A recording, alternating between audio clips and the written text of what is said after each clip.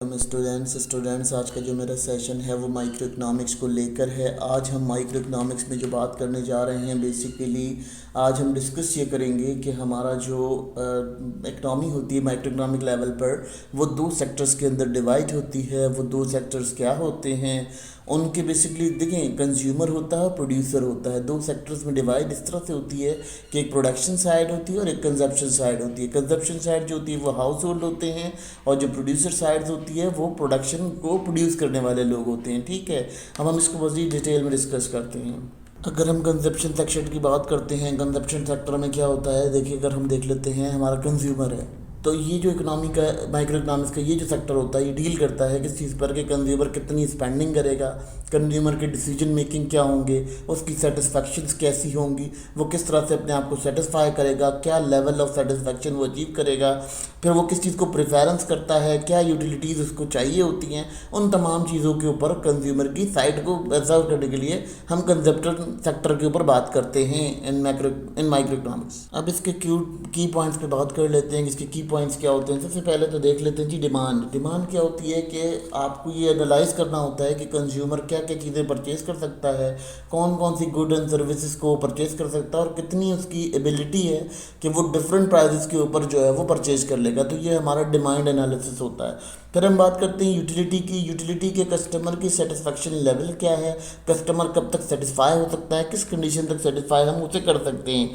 फिर तीसरी चीज़ होती है बजट कॉन्स्टेंट में क्या होता है कि वो अपने बजट के ऊपर बात करते हैं। इसका जो बजट है वो लिमिटेड है, उसमें वो ज़्यादा से ज़्यादा मैक्सिमम सेटिस्फेक्शन करेगा तो वो अपनी डिसीजन मेकिंग करता है कि उसे कैसे मैक्सिमाइज करनी है अपनी सेटिस्फेक्शन को। फिर अगर हम बात कर लेते हैं मार्जिनल यूटिलिटी ये होता है कि वो कौन सी ऐसी गुड्स एंड आइटम मार्केट में डाला जाए जिसका एडिशनल यूनिट मार्केट में यूज़ हो रहा हो, यानी आपने इजाफी यूनिट बेचना पड़ रहा हो, यानी आपकी डिमांड से भी ऊपर जा रहा हो उसका, तो वो ऑब्जर्वेशन भी हम कंज्यूमर साइड से ऑब्जर्व करते हैं।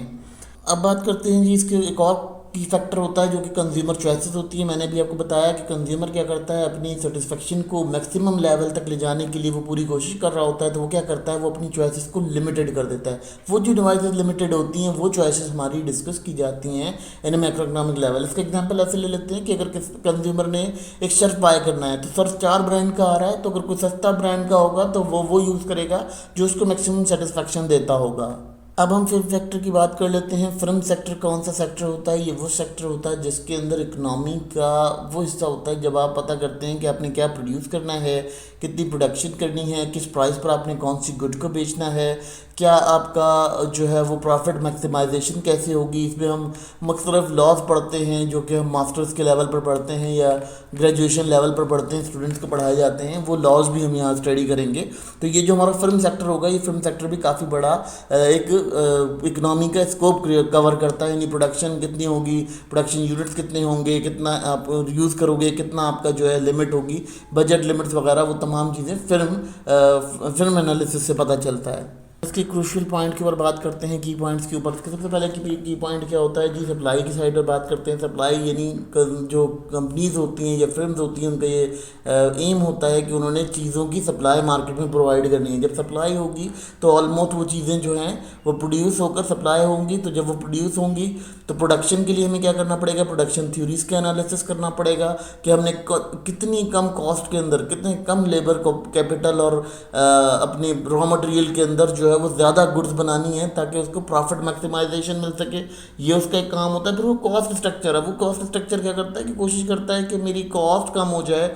ये फिल्म का बेहतरीन कंडीशन होती है, टारगेट होता है कि वो कोशिश करता है कि मेरी कॉस्ट कम हो जाए। तो ये तमाम चीज़ें जो है यहाँ पर फिल्म साइड पर देखी जाती हैं, ये फिल्म सेक्टर होता है। फिर जो फिल्म का पार्ट जो एक टारगेट होता है वो ये होता है कि उसकी मार्केट स्ट्रक्चर के ऊपर बहुत ज़्यादा टारगेट होता है, बहुत ज़्यादा फोकस करता है वो मार्केट स्ट्रक्चर के ऊपर कि मार्केट स्ट्रक्चर किस तरह की होगी। फिर अगर हम बात कर लेते हैं कि मार्केट स्ट्रक्चर के अलावा वो किस तरह से अपने कस्टमर्स को इन्फ्लुएंस कर सकता है अपनी चीज़ों के लिए, अपनी ब्रांड के लिए। ये तमाम जैसे हम कहते हैं एडवर्टाइजमेंट वगैरह, जैसे हम बूमल्स की थ्योरी पढ़ते हैं तो उसमें एडवर्टाइजमेंट लेवल आता है, उसका एडवर्टाइजमेंट मॉडल है। ये तमाम चीज़ें जो है हम पढ़ते हैं फिल्म साइड के ऊपर, ये फिल्म साइड की होती है, यानी फिल्म सेक्टर होता है ये, ठीक है, प्रोडक्शन सेक्टर होता है। फिर प्रॉफिट मैक्सिमाइजेशन में हम जैसे पढ़ते हैं, विल्सन का मॉडल पढ़ते हैं, विल्सन का एक मॉडल है।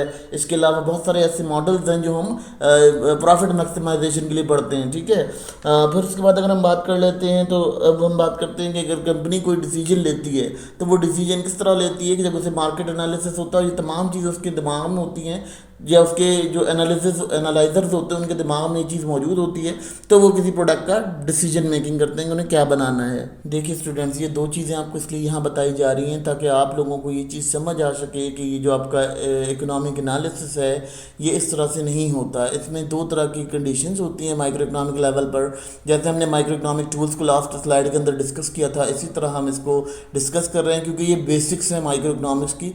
इन बेसिक्स से ही आपको पता चलेगा कि आपकी इकोनॉमी किस तरफ जा रही है और कैसे आप शिफ्ट ऑन कर सकते हो या मूव ऑन कर सकते हो। देखिए स्टूडेंट्स, अगर आप लोगों को कभी भी बीइंग इकोनॉमिस्ट एनालिस्ट कहीं बैठाया जाए या कहीं किया जाए तो आप लोगों को चीज़ कन्फर्म होनी चाहिए कि आपने कौन कौन से दो सेक्टर्स को देखना है। एक आपने कंज्यूमर साइड को देखना है, दूसरा आपने प्रोडक्शन साइड को देखना है। तो ये कंज्यूमर साइड और प्रोडक्शन साइड, बेसिकली इकोनॉमी को दो चीज़ों में डिवाइड किया जाता है, कंजप्शन साइड भी किया जाता है और एक माइक्रो इकोनॉमिक्स को हम डिवाइड करते हैं कंजप्शन साइड पे और एक हम करते हैं फिल्म साइड पर, जिसे हम प्रोडक्शन साइड कह सकते हैं।